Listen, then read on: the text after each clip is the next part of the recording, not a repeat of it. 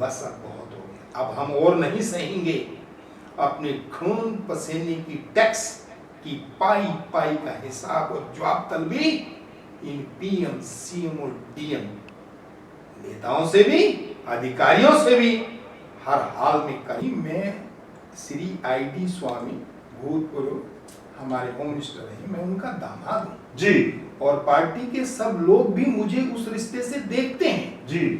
नमस्कार, समाचार carry Hindi news में आपका स्वागत है।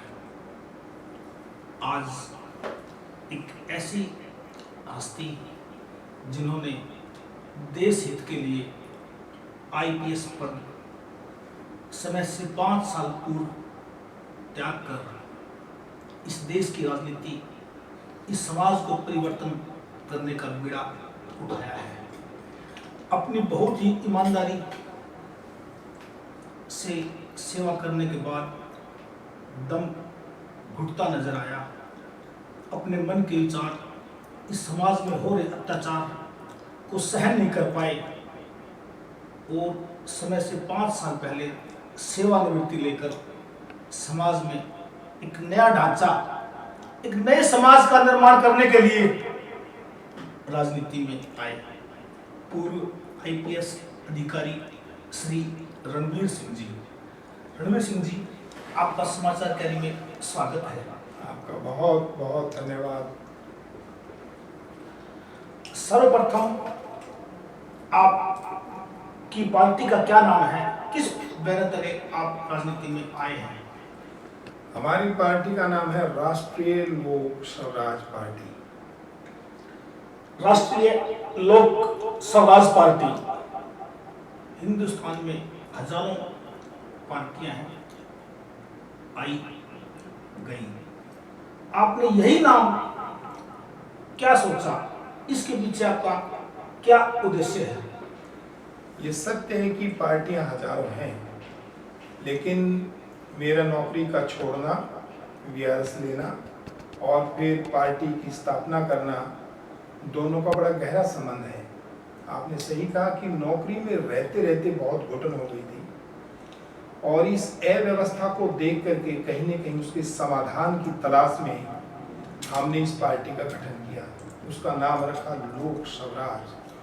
लोगों का राज में हिस्सा कैसे हो, पार्टिसिपेटिव डेमोक्रेसी, डायरेक्ट डेमोक्रेसी। ये जो पावर PM, CM और DM की हैं, उनको हम किस प्रकार से डिसेंट्रलाइज करें, उसका समाधान हमें मिला भारत के संविधान में 73वें संशोधन के अंदर और 74वें संशोधन के अंदर। 73 में गांव की सरकार बनी हुई है, 74 में शहर की सरकार बनी हुई है और उन्हीं पावर और अधिकारों को देख के हमने लोक स्वराज पार्टी का गठन किया।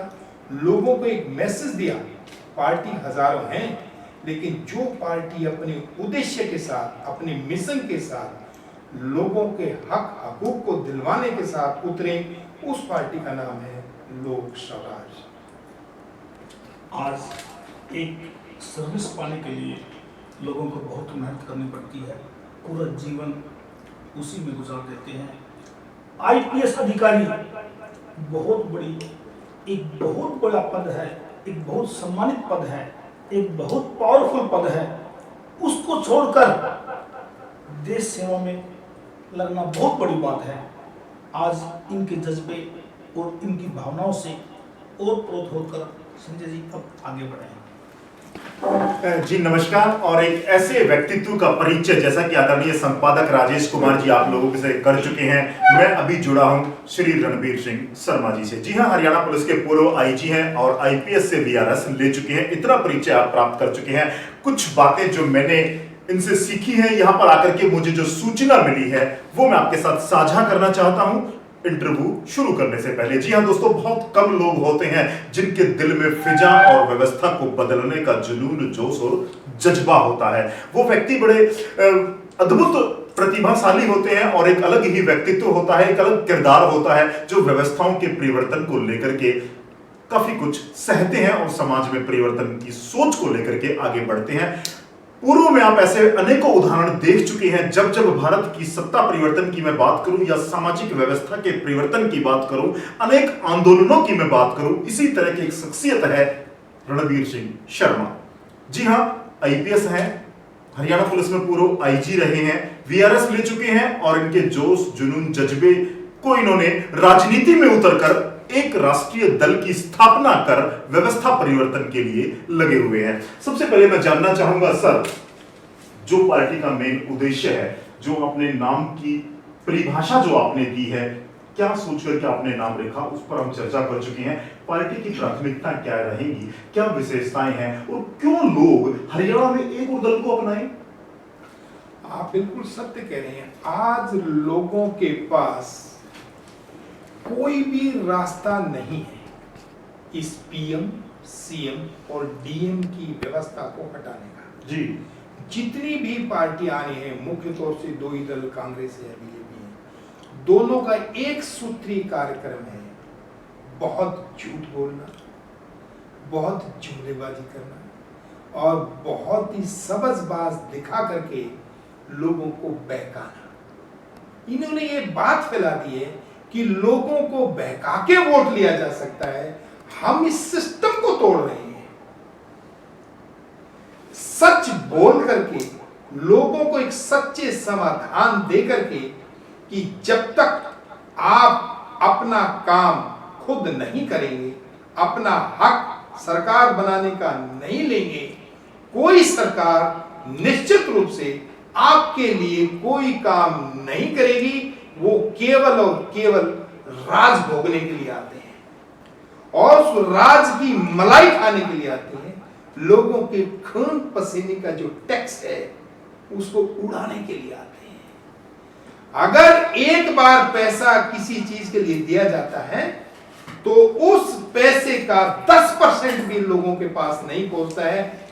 ये हार्ड फैक्ट है। इस वजह से हमने लोक स्वराज की, लोगों को पावर कैसे मिले, लोगों को हिस्सेदारी कैसे मिले, पार्टिसिपेटिव डेमोक्रेसी, सहभागी लोकतंत्र जो भारत के संविधान में बना है, उसको लागू करवाने के लिए पार्टी बनाना हमारी मजबूरी है। जहर को कांटे के साथ निकालना है।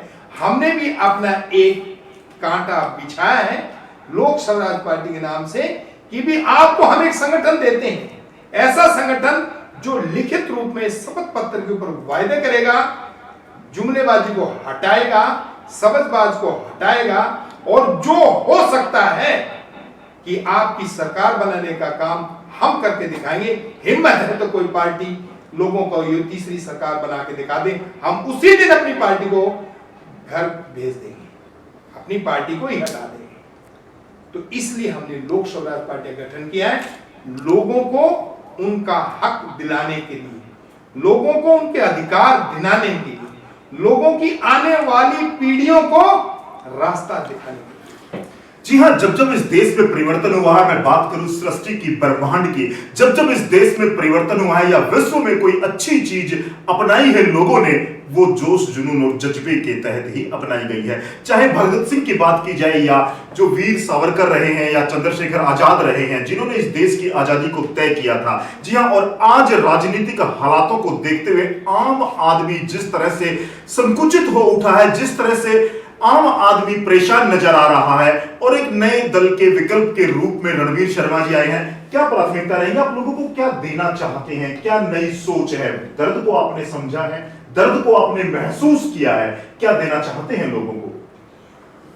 जिस दिन लोगों को अपना सरकार बनाने का अधिकार गांव में मिल जाएगा, निर्णय लेने का अधिकार मिल जाएगा, सरकार के साथ उनको डायरेक्ट बजट मिल जाएगा, जितनी भी लोगों की समस्याएं हैं, फॉर एग्जाम्पल खेती, जी, कृषि की है, किसान की है, किसान आज तक अपना भाव डिसाइड नहीं कर सका इस भारत के अंदर। सभी व्यापारी अपनी प्रोडक्ट का अपना मूल्य निर्धारित करते हैं, लेकिन किसान नहीं कर रहा है, उसका सरकार करती है। जब सरकार अपनी गांव की होगी तो वो खुद करेगा। तो न्याय के लिए लोग भटकते हैं, तरसते हैं। 40 करोड़ मुकदमे नीचे से लेके ऊपर की कोर्टों में पेंडिंग है, और जहां 40 करोड़ लोग अपना बस्ता लेके वकील के पास जाते हैं और फीस दे के शाम को वापस आ जाते हैं, ये न्याय नहीं है। लोगों को एक बहुत बड़ा श्राप मिला हुआ है कि न्याय के लिए वो लोग भटकते हैं। सुरक्षा, आज किसी बहू बेटी की सुरक्षा है? ये समस्या आज की है।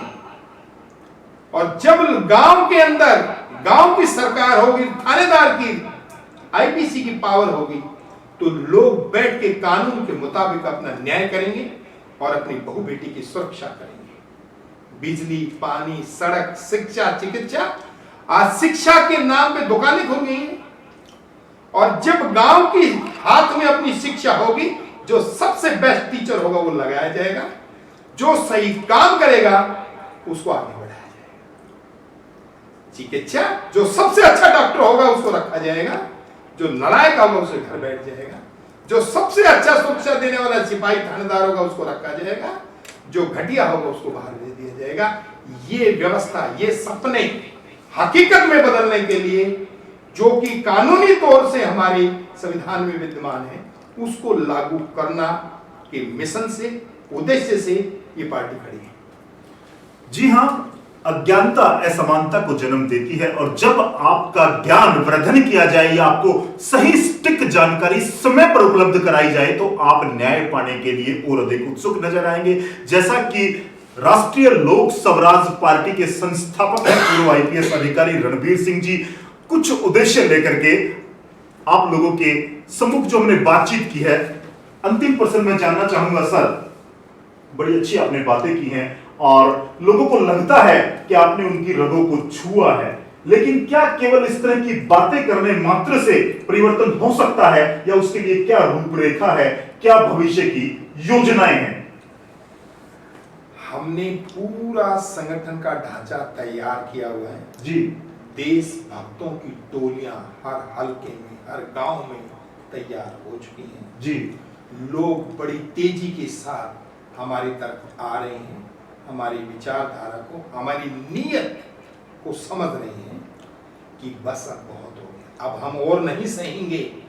अपने खून पसीने की टैक्स की पाई पाई का हिसाब और जवाब तलबी इन पीएम, सीएम और डीएम नेताओं से भी, अधिकारियों से भी हर हाल में करेंगे।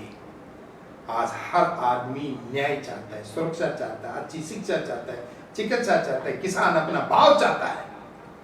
और जब उसको ये सारी चीज मिलेंगी, वो हमारे साथ जुड़ेगा, हमारे संगठन के साथ जुड़ेगा, और अगला भविष्य इस संगठन लोक स्वराज के अंदर वो देखेगा। हर हालत से वो साथ देगा, और उसके पास अब कोई रास्ता नहीं है। भारत में एक भी पार्टी, एक भी नेता ऐसा नहीं है जो लोगों की समस्याओं का समाधान करना चाहता है। जिस दिन ऐसा नेता आ गया, हम शांति से अपने घर बैठ जाएंगे और उस नेता को आगे बढ़ाएंगे। वो चाहे ABCD कोई हो, आए कोई पार्टी, आए कोई नेता, जो सेवक सच्चा बन के धूप में खड़ा होके जनता की सेवा करके तो दिखाए। बहुत मुश्किल है, इतना आसान नहीं है सेवा करना। जी हां, राजनीतिक महत्वाकांक्षा नहीं है, इनकी बातों से स्पष्ट हो रहा है। बगैर किसी राजनीतिक महत्वाकांक्षा के इन्होंने आईपीएस का पद छोड़ा है, आईजी पुलिस हरियाणा की नौकरी छोड़ी है। केवल व्यवस्था परिवर्तन चाहते हैं और समाज के उस प्रत्येक नागरिक तक वो सब चीजें मुहैया कराना चाहते हैं जो उनका एक भारतीय और एक इंसान और एक नागरिक होने के नाते जन्मसिद्ध अधिकार है। जी हां, हरियाणा में दल खूब आए हैं, देश में राजनीतिक पार्टियां आती रहती हैं, जाती रहती हैं, लेकिन महत्व आपके विचारों का है और कर्म।